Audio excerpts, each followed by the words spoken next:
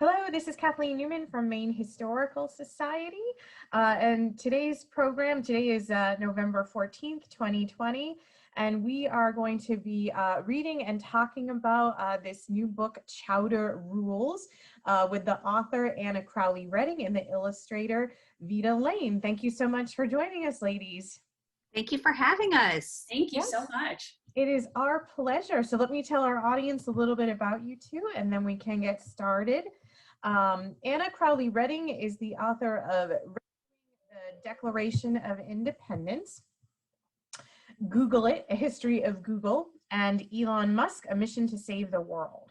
Her first career was as an Emmy award-winning investigative television reporter, anchor, and journalist. The recipient of multiple Edward R. Murrow Awards and recognized by the Associated Press for reporting, Anna now focuses her stealthy detective skills on digging up great stories for young readers, which, as it turns out, is her true passion. Vita Lane is a children's book illustrator. She has created artwork for a wide variety of projects, including quilting fabric, wedding invitations, an animated music video, puzzles, and more. She loves blueberry, yoga, hiking, dogs, and road trips. She has a freckle in her left eye, and she can recite all 50 states in alphabetical order, which I think is quite impressive, and her first picture book. So thank you again, ladies, for being here today. I'm going to turn this over to you to get us started officially with the program. Well, thank you so much, and we're so glad to be with you guys and especially to be with an audience of history buffs, because we were saying earlier, I'm a huge history nerd. I just love it and love digging into these stories. So I'm excited to read our book to you. And as Kathleen mentioned, we do have a giveaway. So we'll be choosing that a little bit later on. So you might be getting a signed copy. So this is Chowder Rules, the true story of an epic food fight. And one of the things that I love about Vita's illustrations are the end papers. That's the part of the book that's actually also attached to the cover. And so these are the ingredients for New England clam chowder. The back end papers are the ingredients for Manhattan clam chowder. I just think that's just such a wonderful and creative touch. And you'll notice that with Vita's illustrations that the colors sort of line up with the ingredients. We'll talk about that more later. But I dedicated this book to Sally, Will, Brady, Crowley, and Quinn, and Vita dedicated this book to James. Cleveland Sleeper Jr. could not wait to dive into his bowl of clam chowder. Steamy, creamy, dreamy clam chowder. With just one warm, wafting whiff, Cleveland felt like a little boy again, sitting in his mother's kitchen. He cherished the precious tradition found in every serving, every slurp, and every sniff. And he was not alone. Treasuring clam chowder was as serious as rooting for the Red Sox. Far more than just a serving of chowder, it was the taste of comfort. In fact, it was the entire state of Maine in a single bite. Sea clams, potatoes, and salt pork all swimming in a milky broth. Perfection. And you can even see the Portland headlight there in the distance. Which is why some rotten rumor from New York City had Cleveland seeing red. And the more he thought about it, the more steamed he got. Apparently, the fancy and fashionable people of the Big Apple thought it oh so ooh la la to plunk, and this is hard to say, tomatoes into their chowder pots. Even worse, they were calling this red liquid Manhattan clam chowder. Cleveland knew exactly what he'd call it, vegetable soup. Ugh, it's pollution, it's poison, it's a crime against cookery. Then he began to smile. A crime. Yes, indeed, it should be a crime. Vile and acidic, just like the tomato. As a lawmaker for the state of Maine, Cleveland was just the man to make it an official crime. He could not get himself to the State House fast enough. After all, any man worth his weight in salt, cream, clams, and potatoes could not let this go on. Tapping away at his typewriter, Cleveland laid it out word for word. Anyone caught poisoning the chowder cauldron with tomatoes will be forced to dig a barrel of clams at high tide. The perfect punishment, because it was absolutely impossible. Cleveland called a press conference. He read the proposed bill out loud to a crowd of reporters. No taste-tainting tomato would tarnish clam chowder in the state of Maine ever. The next day, when newspapers hit doorsteps from Cleveland's house clear to California, the headline screamed, "Clam chowder purists, chowder of Maine in peril, sleeper sees red in soup, clam chowder no place for tomato." Before Cleveland could even file the bill, the entire country found itself in hot water. From town to town, neighbor to neighbor, and sometimes even under the same roof, people stewed over the same question: tomato or no tomato? Cleveland's phone rang off the hook, and one of those calls was from Harry Tully, a famous Philadelphia restaurateur, a tomato lover with a big idea. Don't make a new law. Don't make tomato plunking a crime. Instead, Harry challenged Cleveland to a duel. With ladles in lieu of pistols and armed with their very own chefs, the two men would settle the matter fair and square with a good old-fashioned cook-off at one of Portland, Maine's finest hotels. In the weeks leading up to the big duel, the nationwide food fight only grew hotter.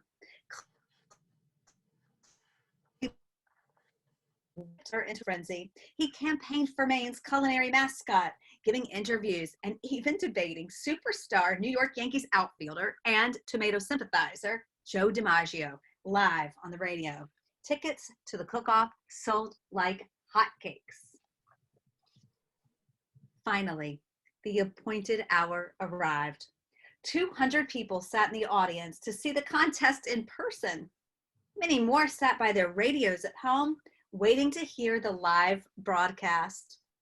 Cleveland and his chef entered the stage to a blinding burst of flashbulbs and a rolling newsreel camera. Standing over their steaming cauldrons, adding a dash of this and a dash of that, and a tomato, or not. Each team whisked, stirred, and salted. On the judges panel were 5 famous food buffs and VIPs, including Maine Governor Louis O'Barrows and Ruth Wakefield, the woman who invented the chocolate chip cookie. They sniffed, swished, savored, and swallowed. Cleveland waited. Tomato or no tomato, New England or Manhattan? A hush fell over the crowd. The judges made their decision. And the winner? New England clam chowder. Cleveland savored the satisfaction. He'd saved the precious Maine tradition. Steamy, creamy, dreamy perfection. Score squarely settled. No laws required. Just second helpings. The end. And you can see in the back here, there's even the winning recipe. And when we were doing the research for this, we found all the ingredients, but not the directions on how to cook them. So one of Maine's super awesome chefs, Trent Seib, came up with the instructions. So now you can make the winning recipe at home. That's fantastic. Thank you so much. My pleasure. So what can you guys, I know we're going to talk a little bit today about the process for writing this book. And I think my first question is, I have to admit, this was a story I was completely ignorant of until I discovered this book. How did the story come to you? Was this a story that either of you were familiar with before working on the book, or what inspired it exactly? I had never heard of this story, and I was actually reading a newsletter from the New England Historical Society, because I read all the time. It's a leftover habit from being in journalism, reading the wires, reading newsletters, just constantly consuming information. And when I read this, I just burst out laughing. And I was like, oh my gosh, I've got to write this into a book, because I can remember being a child and loving New England clam chowder and ordering it in a restaurant and being served Manhattan clam chowder and being absolutely horrified to see red in the soup. I said, this is my special soup. What is this tomato doing in here? So it really brought me back to that moment. And I was just like, I've got to write this. I've got to dig in, find out what happened, and write this story. I wonder too, like when I read it, like how serious was Cleveland Sleeper? Like, was this kind of a tongue in cheek, I want to get this law passed, or was he like really determined? You know, it just sounds so ridiculous and outrageous. He just seems to have like really been quite adamant about it. Do we know like how serious he was? Yes, yes, we do know, because reporters asked him that at the time. And so, yes, he was serious. And I think for two reasons. One, Chowder at that time brought in over $100 million in business to the state of Maine. But the reporters at that time reported that he truly was devoted to clam chowder, and it really did bring him back to being at his mother's knee, so to speak, and that comfort, that idea of this is something so wonderful, so comforting, and so very Maine that he didn't want to see it changed. Interesting. Now, Vita, I know you have some images to share with us, and that you guys, it sounds like you both did a lot of historical research, including research with Maine Historical Society, to really get an accurate look for the book. So can you tell us more about that? Yeah, if you don't mind, I'd like to share my screen and show you guys the process of creating the artwork for Chowder Rules. And let me see if I can get this going. It'll answer your questions about research, plus you'll learn a whole lot more. Awesome. Okay, let's see. Can you see my screen? Yes. Okay. So what you guys are looking at right now, when I became involved with this project, this is what I got for to start. This is the manuscript of Anna's story, and as you can see, it is just the text. There are no notes for the illustrator. No, hey, can you make the character do this? Or hey, I want to show that. There aren't even any page breaks saying this text is going to be on page 1, this text is going to be on page 2. And even if you notice at the top, we actually had a different title at the beginning of this. Oh yeah, the Chowder War. Yeah. So the first thing I did, because this story is a true story, and these people portrayed in this book actually existed, I had to do research. I had to do my homework, and I was very fortunate that Anna, when long before I came on to this project, when she was writing this story, she did a lot of the work for me. Thank you. And I know she turned to the Maine Historical Society for a lot of this. What I needed as the illustrator is photographs. What did Cleveland look like? What did Mr. Tully look like? Anything to help me figure out what my characters should look like. I needed to do research on 1930s fashion, because this story takes place in 1939. So what did people wear? What were their hairstyles like? What did their homes look like? What did their radios, their typewriters? There's even the first page of the book is a scene of Cleveland remembering his childhood with his mother in his kitchen.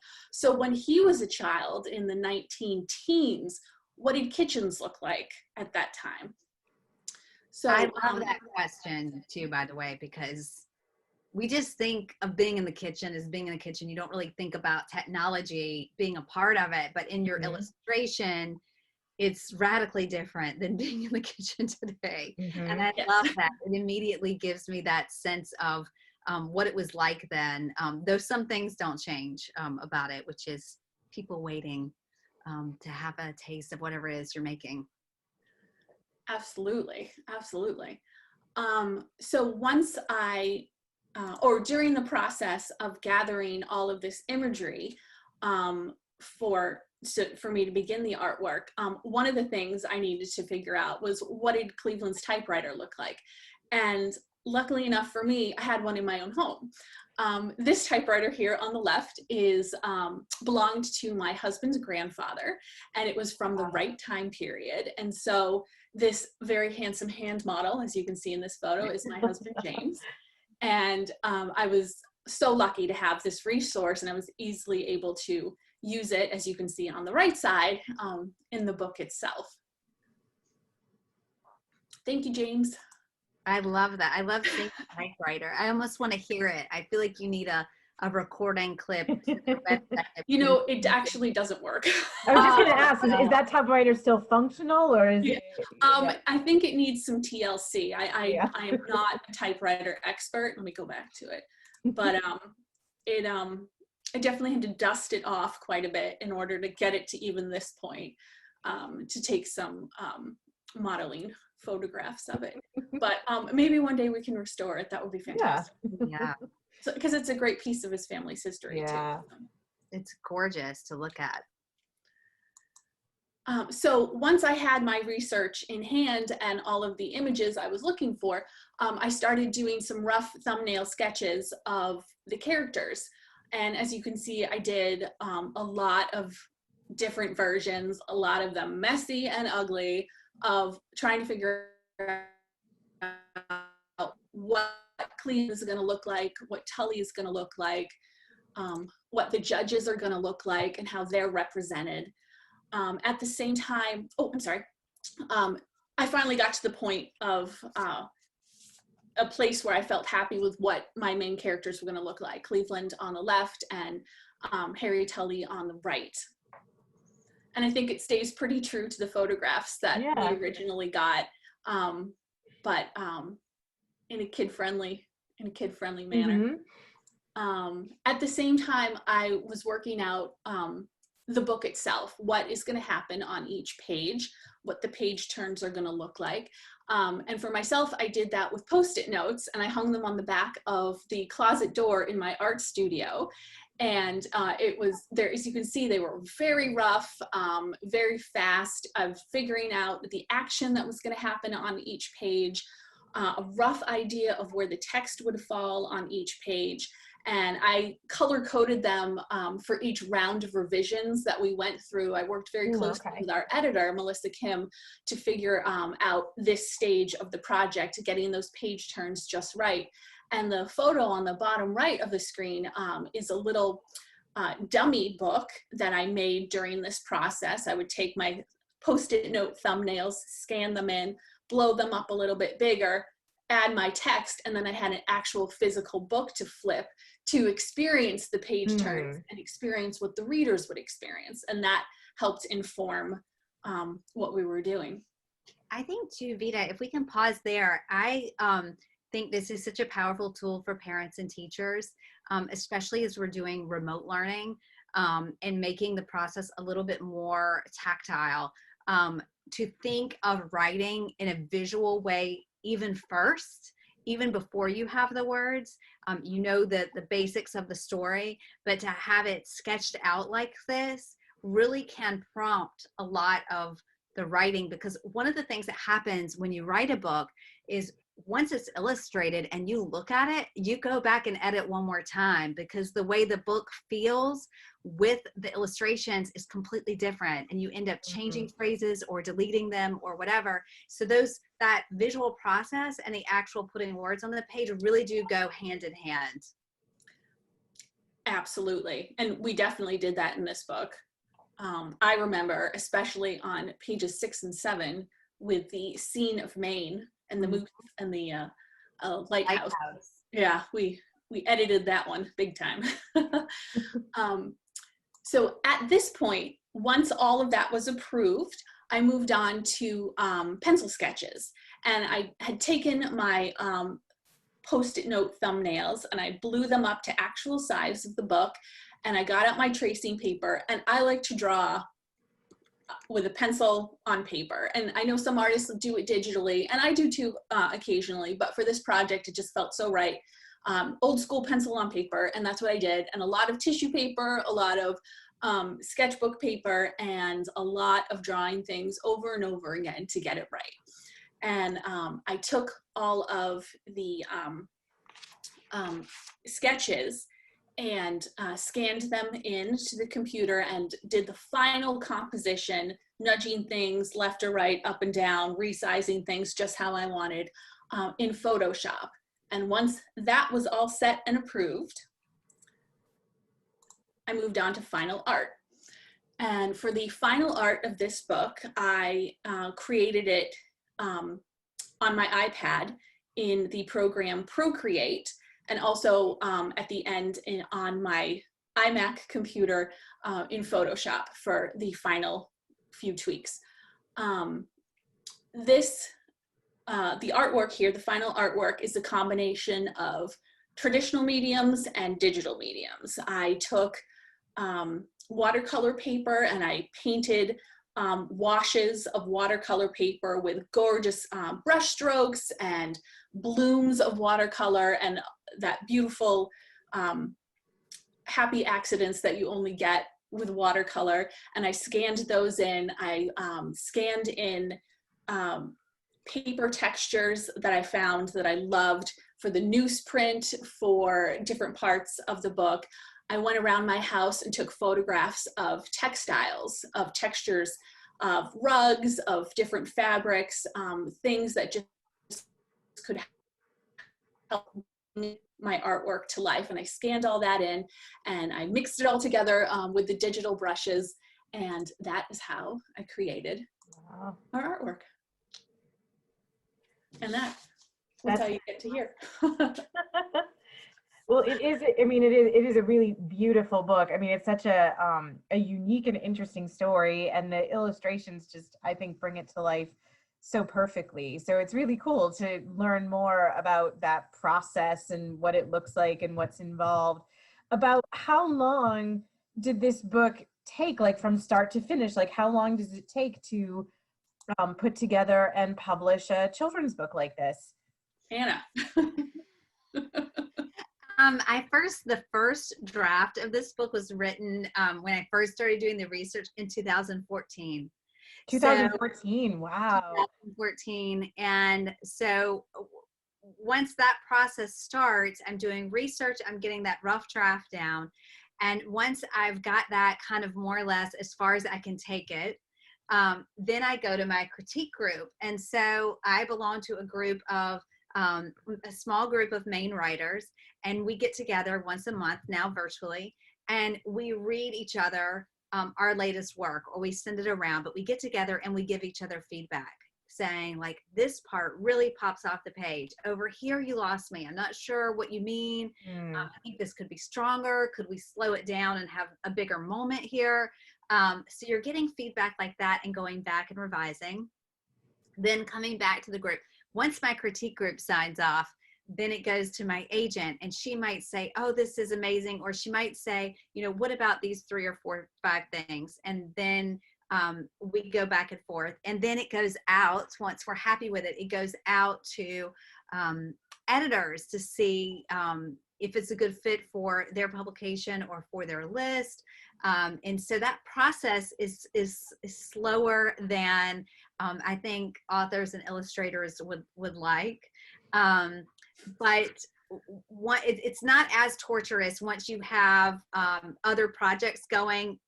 It's easier to deal with. But for me personally, I was just so happy that Island Port Press, a Maine-based publisher, published the book, because it really is, for me personally, a love story or a love note to Maine. Right. Because I love living here.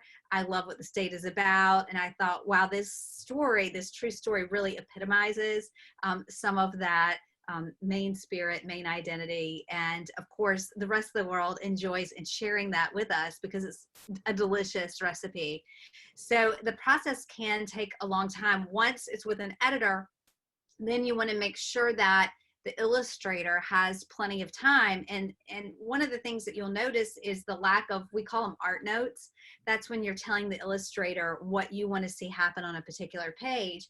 And it's really important as a picture book writer to hold back on those art notes, because Vita's creativity and Vita's talent can bring so much more to the visual storytelling than I could ever imagine, right? Like, I work with words. She also works with words, but she has this creative talent and professional training that she brings to the table, and you don't want to infringe on that. You want her to be able to see what she sees, to see the research that's available, to add to that where she needs to add to that, and come up with her own interpretation visually of what happened. That was kind of a long answer to a long. No, that's great. How did you Can I do part B of that answer? Yes, please. So after Anna and Islandport Press came to an agreement of, we want to publish this book, that's when they start looking for an illustrator. And so at that point, I got a phone call from the editor saying, hey, you might be a good fit for this book. Let's talk about it. And I hope I was, and I got the job. Yeah, great job. Thank you. It was a joy.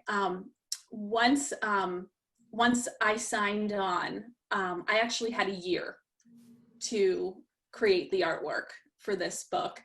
And some of it goes really fast, some of it goes really slow. It depends on where you are in the process. But when it came down to once I started doing the final art, approved, and I knew exactly what was going on. I gathered all of my watercolor and all my paper swatches and everything that I was going to do. I planned out in my calendar what I had to finish each week in order to meet the deadline. And it worked out about to a spread a week, or maybe it was every 2 weeks. I gave myself a week off for Thanksgiving and Christmas. But besides that, like, I had deadlines to hit every week. And Wow. yeah. And that's very intense. That's a very intense schedule. Yeah, it's very intense. Yeah. So we're getting a couple questions from the audience and things Tad is asking, which was one of my questions too. So the two of you didn't know each other before this project. It's Islandport Press that brought you together. Yes, and that is often the case. And actually, when you're dealing with fiction, this is nonfiction, so this is an all true research story. But with fiction, oftentimes the illustrator and the author never talk. Any questions go up the food chain from the editor to art director talk, and then it comes back down to the author and the illustrator. In this particular case, there was more collaboration in terms of, hey, do you have your reference material for this fact? Or, it wasn't in terms of, hey, weigh in on my style, because I would never do that. But it was, hey, can you tell me where this information came from so I can take a look at the visual components? So there was more interaction than there is with fiction, certainly. Yeah. Which I really enjoyed. I loved working with Vita, and I felt like when I saw the first sketches and the final art, one of the things that I loved about what she did is sometimes when you are dealing with nonfiction, in the process you can lose the wonder and the fun of it. And I felt like her work really encapsulated how much fun this was, and how much fun it is to know about. And for me, living visually in the book is a fun experience. It's like a fun place. Thank you so much. That's so nice. This was so much fun to work on. And thank you for letting me be book parents with you, Anna. This is our baby. Great experience. So another question, do we know, how did Cleveland determine which recipe he would use for the cook-off? We don't know. I assume that the chef that he chose, I can only assume that Cleveland had some before and liked the chef's take on it, but we don't know. We don't know if it was a family recipe or where it came from. That's one of those things that we looked into, but it did not survive the historical record. And we do, like you said, at the recipe that you have at the end of the book, those are the actual ingredients. Yes. Yes. But you had to turn to a modern chef to kind of flesh it out with directions. With directions, yes. Which is actually pretty common with historic recipes, especially as you go really far back. Oh, really? They're a list of ingredients, and the assumption is the person you're giving it with or the person who's writing it down knows how to put it all together. So you don't need to really include the instructions. You just include the ingredients. So well, that's interesting. I wonder, and you can tell me, Kathleen, if I'm wrong, is that because, you know, in earlier times in history, there wasn't as much prepared food. And so you did the preparation yourself from A to Z. So someone telling you to saute the onions first would be like they were talking to a child. Whereas it's all exactly, it's all kind of implied. Yep. Okay, cool. And we have a lot of historic recipes in our collections at Maine Historical Society. You can find images too. I was just kind of looking myself of the Lafayette Hotel on our online database, Maine Memory Network. I'm going to put the website in the chat in a moment. So if we've got any, you know, historians at home who are looking for more information on some of the background of this story, or if you're looking to learn more about other historic recipes or historic foodways, you don't have to actually visit Maine Historical Society or other local historical societies right now. You can do a lot of that research and learn a lot about that on your own online from home. So I want to give our audience another chance if they have any other questions. Now would be a good time to type them into the chat. Folks are expressing how much they enjoyed the story, how much they love the illustrations. Is there anything else that that either of you would like to say or would like to share as we kind of wrap up the program? Chris talked about word choice, and thank you, Chris, for your compliments. That is done for me when I'm looking at word choice for the book. That's done very intentionally. And what I do is I make a list of all of my favorite words that have to do with food or cooking, or in this case, clam chowder.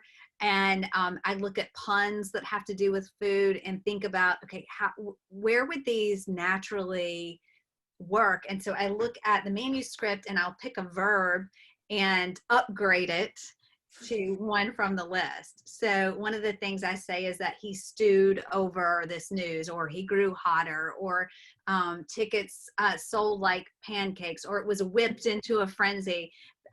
That's all very intentional. And I think that for other writers and young writers, they should know it doesn't just like fly out of my brain like that. It's very intentional. Like I make a list and I go through during the revision and say, okay, how can we sort of give this a voice? And when you hear writers talk about voice, they're talking about the tone and the attitude of a piece. And so how can I use the words to infuse the manuscript with tone and attitude that's special just for this book? I have a question. Anna, how many drafts did you write to get to the final manuscript? To give you a specific number, I would have to look, and I probably should, but it's, I think probably 36 or 40 drafts. Wow. And I save them all too. So, you know, when I finish for the day, it's saved as, at that point, Chowder War #1. Yeah. Set it up the next day. It is renamed #2, and on we go. And so when I'm in the early stages of writing it, I'm really like, have I gotten the important parts of the story down? That's #1. Is it clear? That's #2. #3, looking at word choice. And then pacing, like, could I use sentences to speed up the read here? But then how do I get sort of silence in the book to slow it down here, like when we're waiting for the verdict of the cook-off? So I might look at pacing. I might look at tension. You know, at some point, did this book get boring? Did I lose the tension? Did I lose the stakes? And so I might look at that. So at each revision, I'm looking at some different aspect or incorporating feedback that I've gotten from other writers, my agent or editors. That is the exact same thing I do, except visually. Oh, Page turn. Is this interesting enough? Will this make the reader turn the page? Does this part need to speed up? Does this part need to slow down? How do I do that kind of thing? Oh, I love that. I love knowing that. Did you have a favorite spread that you? Yes, my favorite spread, actually I think is probably the simplest, and there's two of them. It's the page turn between the phone call and the duel. Nice. Oh, yeah. I love that. And that's the image on the They're cover. looking at too. each other, and then they turn back to back as duel participants do. I'm not quite sure what to call them. Duelers. Rivals. There we go. Yes, rivals. That's great. Well, thank you again both so much. And I want to do we're going to do our drawing for Okay, great. listeners is going to win a free signed copy of the book from Anna. But while I do that, we did have one more question from the audience. Someone wondering if you guys are from Maine, and I'm going to add an addendum. I'm going to say if you're not from Maine or currently in Maine, do you have a favorite thing about Maine or special connection to Maine? Anna, you want me to go first? Okay. I live in Maine, and I've lived here for this February will be my 8th Maine anniversary. We celebrate it in the house. I am originally from South Carolina. My family, my bigger family story is originally from New England, but I just adore Maine, and I love living here. I love the people. I love the food, the way of life, and all of it. fantastic. And Vita? I live in New Even Hampshire, the snow. but my town borders Maine, Yes. so You I can think that's count. okay. Yeah. I was born and raised in New England and moved away for a little bit as a young adult, but then, of course, had to come back. And funny enough, lived in the New York area, and and New Hampshire, Maine. We're all but yes, we're good friends. We're all very, very close. Well, again, thank you so much. I'm going to choose, before I draw the winner, just a reminder, folks, that you can keep up with Vita's art adventures on her website, artofvitalane.com, and you can follow her on Instagram at vita.lane. And you can see what Anna is up to on her website, annacrowleyredding.com. And if you're interested in doing your own historical research from home, if you're looking for some great historical educational tools, lesson plans, things that you can access from home, visit Maine Memory Network at mainmemory.net and keep up with all things Maine Historical Society at mainhistory.org. So here's our lucky winner. Is Mary Cowan. Oh, yay, Mary. Wins a signed copy of the book. Mary, if you're still here, I'm going to put my email address in the chat. And if you email me, I'm going to put you in touch with Anna, and we're going to get you, sorry, I'm trying to type and talk at the same time. We're going to get you a copy of the book. So congratulations. For everyone else who's interested in a copy of the book, you can find copies at Maine Historical Society store. You can shop online at mainhistorystore.com. And you can also find access to our store through our website, mainhistory.org. And the store is open if you want to do your shopping in person. You can visit us at 489 Congress Street, Wednesday through Saturday, 10 a.m. to 5:30 p.m. So we'd love to see you if you'd love to come by. Again, the book is Chowder Rules by Anna Crowley Redding with illustrations by Vita Lane from Island Port Press. So thank you both again so much. And thanks to everyone for joining us today. Thank you so much for everyone who joined us, and thank you for having us. This was wonderful. Thank you. This was so much fun. It was our pleasure.